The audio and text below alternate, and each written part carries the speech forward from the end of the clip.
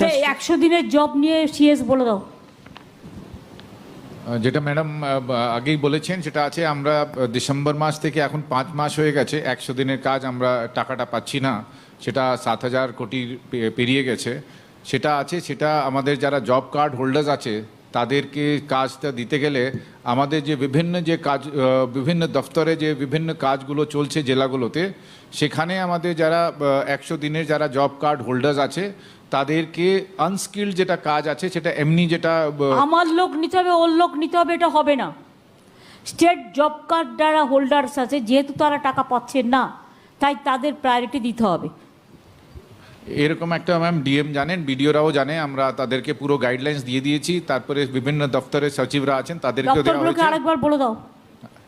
Ma'am দপ্তরগুলোকে আরেকবার হ্যাঁ, যেটা আছে মেনলি ম্যাম যেটা আছে এখানে PWD department, irrigation department, WRID department, urban development department, panchayat and rural development department, মূলত এরা এই ডিপার্টমেন্টগুলোতে বেশি কাজ হয়।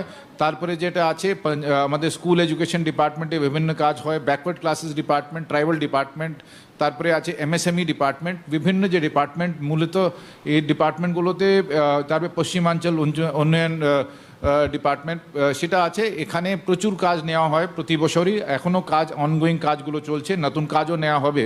এখানে একটা নির্দেশ পোর্টালও করা হয়েছে যে কোন জব কার্ড হোল্ডারকে কোথায় কোন স্কিমের এগেনস্ট কাজ দেওয়া হয়েছে, কত দিনের কাজ দেওয়া হয়েছে, কত টাকা দেওয়া হয়েছে, এই পুরোটাই তার মধ্যে কিন্তু নথিভুক্ত করা হবে পোর্টালে। সে পোর্টালটাও ম্যাম আমরা সার্কুলেট করে দিয়েছি। এটা এখনই আমাদের যেহেতু 5 মাস ধরে এরা টাকা কাজ সেরকম পাচ্ছে না, পুরোনো টাকাটা যে কাজ করেছে সে